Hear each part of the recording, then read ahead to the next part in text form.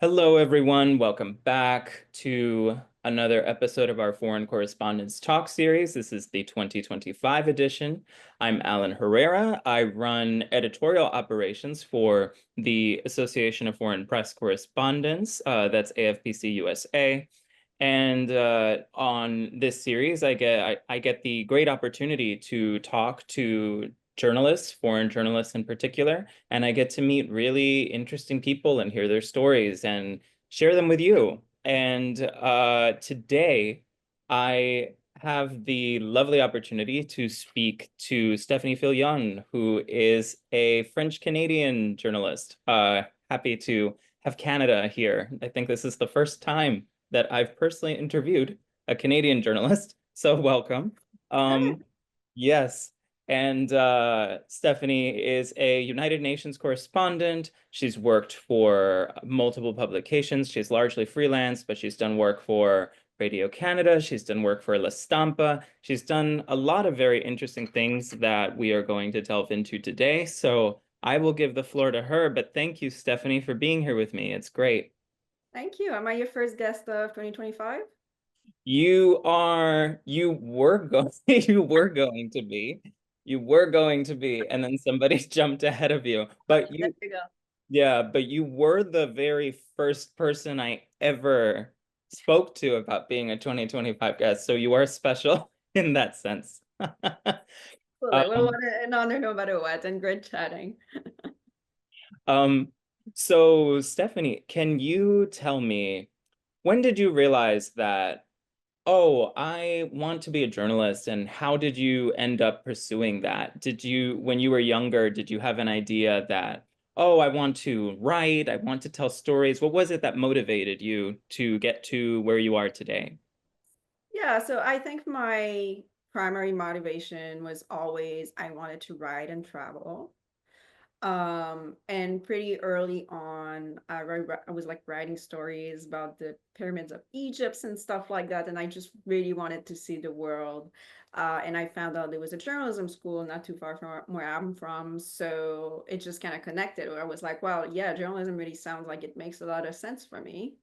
And when I was in school, I initially wanted to do print, but then I started kind of doing TV, and Radio Canada was always sort of a dream for me, a dream place to work at because, that's the channel I had been watching since I was a kid, and that's just where the best news I think comes from in Canada. So when I had an opportunity to get an internship there, I just jumped in and I started in TV. And now, little by little, I've been doing a little bit of everything. I've been doing podcast, TV, digital, newspaper. I think I've touched on about everything in journalism so far. And I love all of them because they're just such different ways of telling stories, but I think they're all amazing. Um, but yeah, so that's been my career. And thankfully now I do get to write and travel. So that's also something that makes me really happy. It's great. That's the wonderful thing about journalism, right? And we were speaking about this before we officially launched into our interview for people who are listening, who are watching us today. We were discussing how the great thing about journalism is that you get so many opportunities to meet cool people, very knowledgeable people, experts in their field, a lot of the time. And you have an opportunity to essentially be a perpetual student and to learn from them. And then you have an opportunity to not only learn, but then share that knowledge with other people. And do you find that very exciting?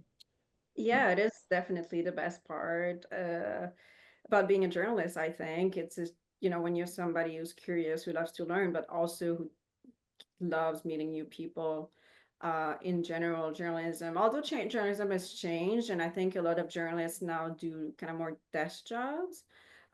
If you're lucky enough, you'll still get to go to the field, or you'll still get, like in my work, for example, I'm at the UN, so I get to talk to a lot of diplomats, we got a lot of civil society representatives, and just, a lot of people in general just visiting the UN, for example. So for me, it's really a fascinating place because it really is, it feels like a microcosm of the whole world, right? Where you can meet people from all different countries, you taste all kind of different foods, and you get to yeah, really expand your horizon. And it's just why for me it's such a fascinating place to cover, and it's a very stimulating place as well to kind of evolve in. Oh, no doubt. I mean, you are essentially, um, you're reporting from within the, what would the term be? Sort of like the halls of power, right? Yeah. We're talking about the halls of power, and you're, surrounded by, yes, many powerful people, many of them who make decisions, from day to day that affect us all. And I'd love to know, what has been just one of the most perhaps surprising things that you've learned, from just like being in this environment, right? Like you have the opportunity, right, every day to just gain more of an understanding about how like geopolitics works, right? That's most people don't have that insight. They don't have the opportunity to gain those insights. So how, how is working in this environment, like how has this changed perhaps your approach to journalism and your understanding of global events? Hmm. Well, I think in general, covering the UN can be challenging because there really are the UN is a very complex place, and it's also it takes a lot of digging to be able to really access the type of information that you want to have access to when it comes to, because if you anybody can watch a Security Council meeting, um, and I've watched a lot of them, and I know that, I could literally write the speeches that every country delivers every time they're in a Security Council meeting, because that, even though they're important and, people can watch them, that's not really where you're gonna get really like you're gonna learn what's going on. So you really need to build a very large and broad network of sources, which means diplomats, but also UN officials, and also people who are just, very knowledgeable experts, scholars, and again, civil society representative. And it's just very challenging to have access to reliable sources. And you also need to have a basic understanding also of, when a diplomat from a certain country tells you something, you need to distinguish, the truth from, does this person have an incentive to tell me this as a journalist? Because that sometimes happens as well. Every country, whether they're a democracy or not a democracy, even democracies, they do have a pitch, they do have an angle, they do have something that they're looking for in your coverage. So it's a constant learning curve, and it's always a challenge. And it's also because it's diplomacy. In general, people tend to move a lot. So, it's always something that you have to work on. You always have to expand your network of sources, and then little do you know, you feel like you have a good sources there, then this person is moving, so you need to meet the new person. But yeah, it is a place that is very challenging, and I think it's understanding the place and getting, knowing the right people that you need to know. um but it's a place that's also is really a gold mine of stories, and that you can really witness history being written really in these walls. It's no doubt a dynamic environment, a remarkably dynamic environment. And you're describing something that it's very interesting to me, right? There are all of these, because people have different incentives, right? There are all of these priorities, right? That you personally have to balance. You'll have to think to yourself, well, for example, is it worth looking into this more, right? Or looking into this more? Is this actually something that, I can trust, or do I have to use my better judgment? And Mhm. this is something I find it interesting because I think it's something that aspiring journalists, that many journalism students need to understand completely, you know, uh, should they want to pursue a career in the field. You can't just take what people tell you at face value, right? And certainly not in an environment, right? Like the United Nations or Washington, D.C. Mhm. or wherever. Um, well, you described, you had internships, right? You did studying, etc. When did you, how do I put this? You're suddenly out, you're suddenly out in the field, you're working, right? Hmm. What was perhaps like the biggest challenge, like when you were starting out? Um, so I think my biggest challenge when I was starting out personally was always that I wanted to cover international affairs. And I started working on local news. And it's a great background to have. And I think anybody who wants to be a journalist should consider starting off at a local news stations because you just learn so much. And I think before doing any type of like specialized reporting or any type of even national reporting, I think it's just so good to have this strong journalism background that you can only learn at a kind of like fast-paced local newsroom that doesn't have a lot of resources, but you just need to get the story out and you need to get your facts right and you need to get it right. But my challenge for me was to be able to make that jump at some point when you're doing local news to be able to do international news because that's a pretty steep pretty steep hill Yeah. to climb. But I was always really focused on that, and I guess my way, and I was very stubborn. I'm very stubborn, and there's many different ways of doing it. But for me, I decided to go to Columbia, and then I just kind of happened to do international journalism. And it hasn't been easy because in New York, there's so much competition, and and journalism is also not the most stable job. But at the same time, I'm happy that now I'm really getting to do what I really wanted to do in the first place, which is, really covering international news and to go on a reporting trip abroad from time to time. So it is challenging. Journalism in itself is a challenging field. And I think it is, I started 10 years ago, and I think it's completely different than it was 10 years ago. And also the perception of journalism is completely different than it was 10 years ago. And I do find that unfortunate that I feel like journalism has lost a little bit of the respect that it had, at least in some countries or in some environments. Um, but it is at the same time, I get up in the morning and I never not want to go to work because it's just such a motivating and an interesting job. So it for sure has a lot of challenges, but at the same time, a lot of rewards coming out of it. I think that that's very true. And we essentially started around the same time. Yeah, so like it's been 10 years, maybe a little bit more for me. Mm. Um, but I have seen it change, and it's been very interesting well, like how could we not, right? But it's been very interesting to see things change from from when I was a child, for example, Yeah. and watching the news or reading the newspapers and thinking, wow, this is just, it's really wonderful, and there's a certain degree of respectability, Of right? course. Yeah, that I really admired and that I certainly wanted to be a part of as somebody who genuinely enjoys finding and telling people stories, right? Mhm. But it's been a whirlwind, right? To be a journalist and now in an environment that has been largely defined by, terms like fake news, right? So now we're in this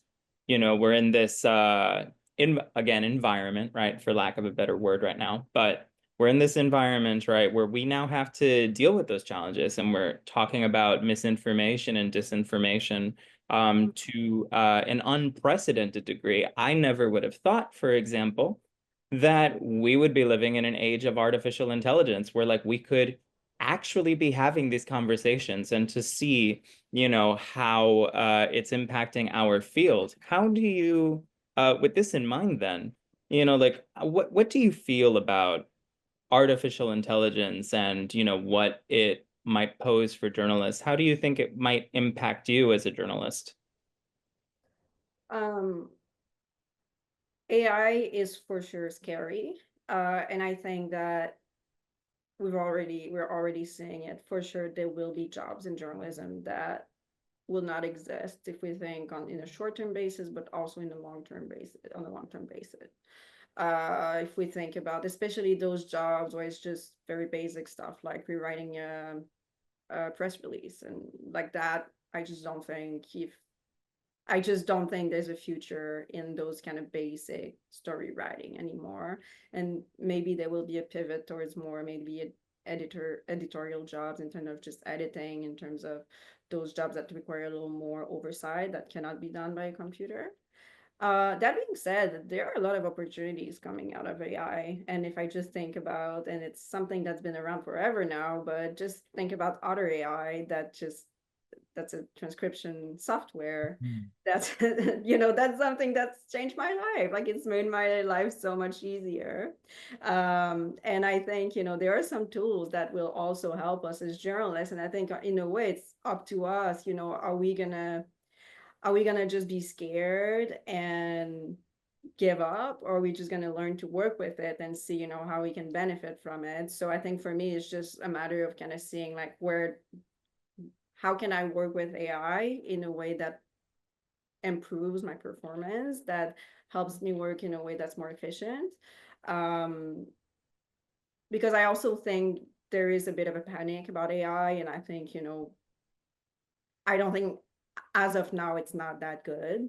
There's a lot, like for sure now, I don't think any AI software can replace what I do, but maybe there will be a time when it will be good enough. But I try to be optimistic and not to panic, but for sure there will be some jobs that will probably not exist, but fingers crossed we'll be just able to do it for the benefit of everyone. And I think there's also, as of now, yes, we're talking about fake news, but I think there may be a return at some point where people would just want to be able, like now there's a lot of mistrust in the media. There's a lot of mistrust in legacy media, but I think at some point there will be a time when people will actually be say, okay, I'm a little tired of, getting my Mhm. that influencer, and I don't really know if that's accurate or not. So like I wouldn't underestimate the power of legacy media, because people do need to. Those bubbles are important, but people also need to have access to accurate information about some stuff at some point. So I think that that's a very good point because historically, right, everything is swinging from, from one side to the other. So right now we're on, this side of the pendulum, right?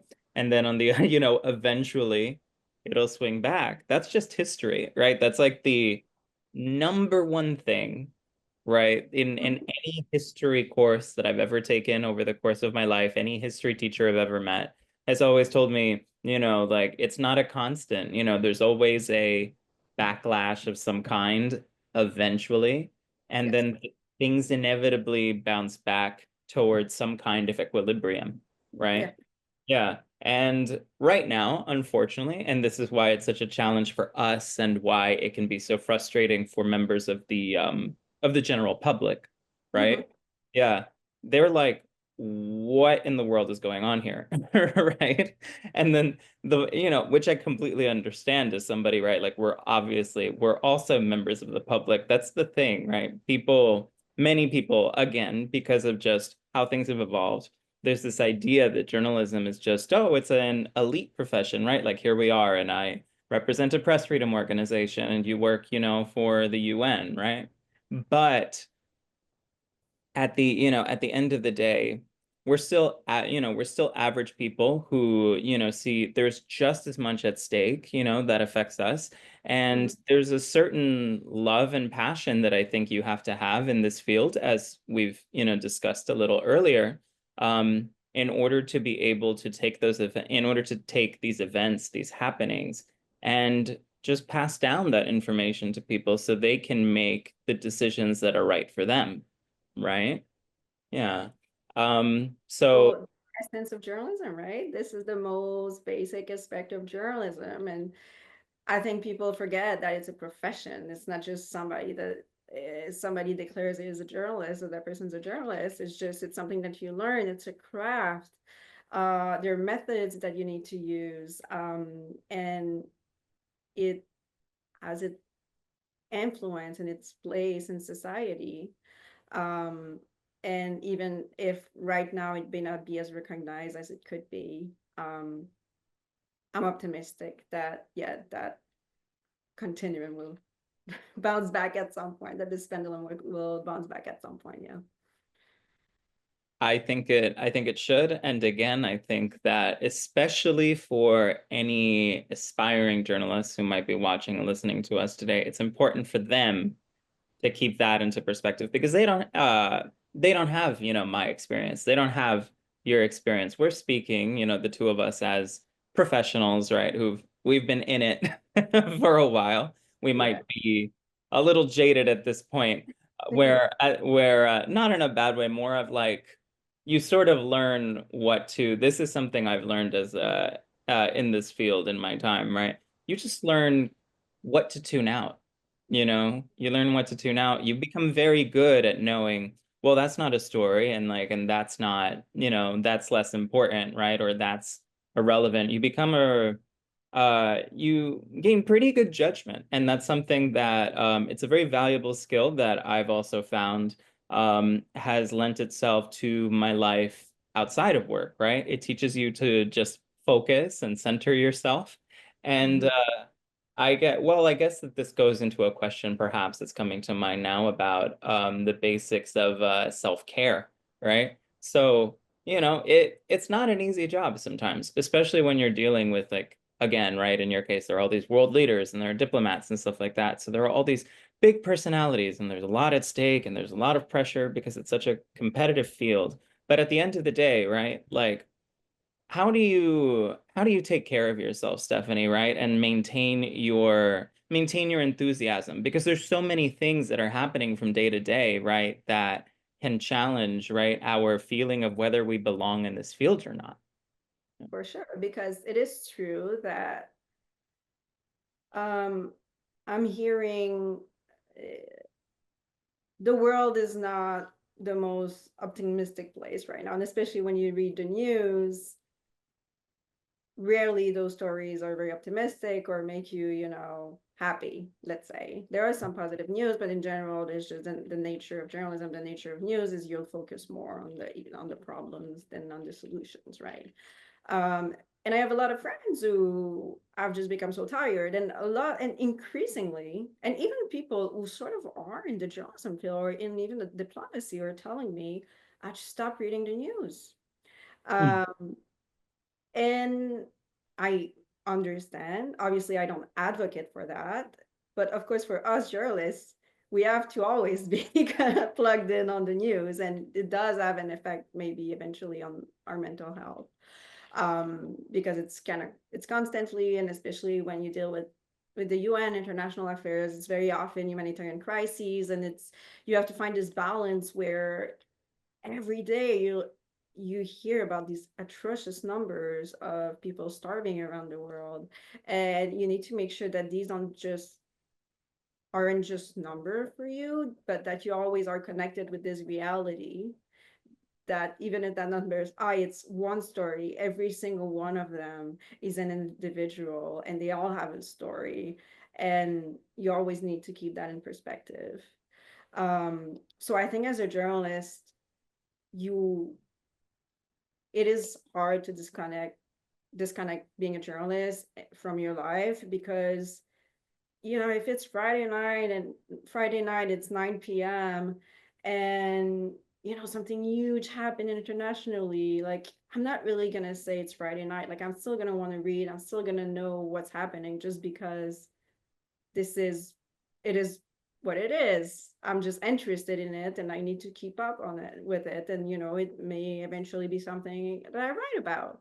But I think it is important from time to time to really take some time off and to kind of force yourself to disconnect a little bit. Like during the holidays, for example, I went to Canada and I really tried to take time off, because it is beneficial to also take a step back and think about the kind of work that you're doing and to have some perspective on it as well.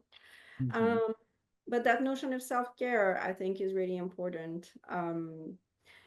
And I think it's just a matter of how individually you balance things off personally. For me, it's always working out. It's always, going outside, going for walks, going for runs and things like that. And it also helps me in my work. Um, but it is a field where you really need to be mindful of that, of taking care of yourself, I think. Absolutely. Absolutely. I mean, I learned that I had to learn that, right? I mean, we all do, right? I mean, in my case, I eventually I burned out for a little while, Oh, right? yeah. Because yeah, I burnt out. I was just like very unwell, and spent time just seeking significant mental health care, right? And it was very fresh and very new and very scary. And I realized that I just hadn't been mentally prepared enough, right, when I started. It didn't mean that I loved it any less, right? But nobody had really like taught me to stand up for myself, right? Like more successfully, right? And like really advocate for myself. And it took me burning out for a little while, for about a year-ish in particular, where I kept working, but where I really had to, center myself, right? And you're making a very valuable point, and I can say that as somebody who was at the gym right before our interview. So, you You're know, I yeah, my workout is not in today yet, so you've done that. I'm happy for you because it's still a yes. process. So what have you changed since then? How have you found that balance that helps you? Well, one of the biggest things that I did, and I can say this in that I have a little bit more freedom as someone who, works for a press freedom organization and isn't necessarily like I'm not on the ground right anymore, right? Like how you or other people are. I'm not the one, going out there and traveling and like seeking those stories myself. But one of the things that I really had to do was take news apps off my phone. I removed them from my phone and I check the news, but I check it on my own terms from my laptop, right? Where I'm less likely to keep doom scrolling. You know what I mean? Right. And in fact, I don't, right? I don't doom scroll. It's like I find myself, there's just more of a distance. When it's in your pocket, it's too much. And that, of course, and that's a larger conversation about, social media companies and smartphones and, its effect on, human health. I mean, we see so many stories right now. We know, right, that Facebook and Instagram, right, is a huge threat to, the health of teenagers, particularly teenage girls, right? And I really, and eventually I realized wow, this is absolutely happening to me right now, right? Like it's just living in my head 24/7, and it's causing me to not be very good at my job right now, you know? So I did what I had to do, and it's great that I mean, you understand, right? We need to be able to breathe. And Hmm. even social media app, it's really tough because, I used a lot of them for my work. So it's hard to say like when you want to really disconnect, like it's hard to say you can fully disconnect from social media because inevitably, I am always reaching out to people on Twitter, on LinkedIn, even on on other platforms. So it's hard to make, and even these can be disrupting to your work when you start, looking on Twitter. Inevitably, you're gonna start looking on at other stuff. So it's a tough balance to find.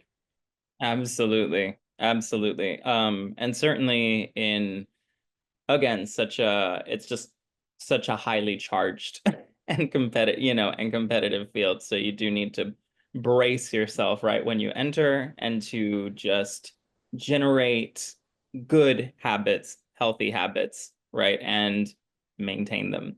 That's Yeah. the main thing. Um, could you tell me, I suppose this is I suppose my last question for, for our conversation. But could you tell me how your impressions of the United States have changed now that you're here? You're French Canadian. You're not very far. You're right there. But of course, you're in a, you're in a different world. You grew up in a different environment, different, many people don't seem to really think about these things because, well, the news is very US centric. It is.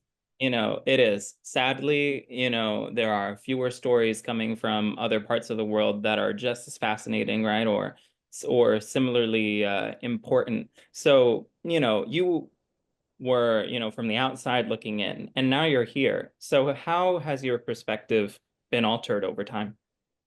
Yeah, I think it's a great question because in Canada, and it's a bit tough because there's also a cultural difference being from like French Canadian versus being Canadian. Like culturally, there's a bit of a difference. I feel like the English part's a bit more Americanized than we are.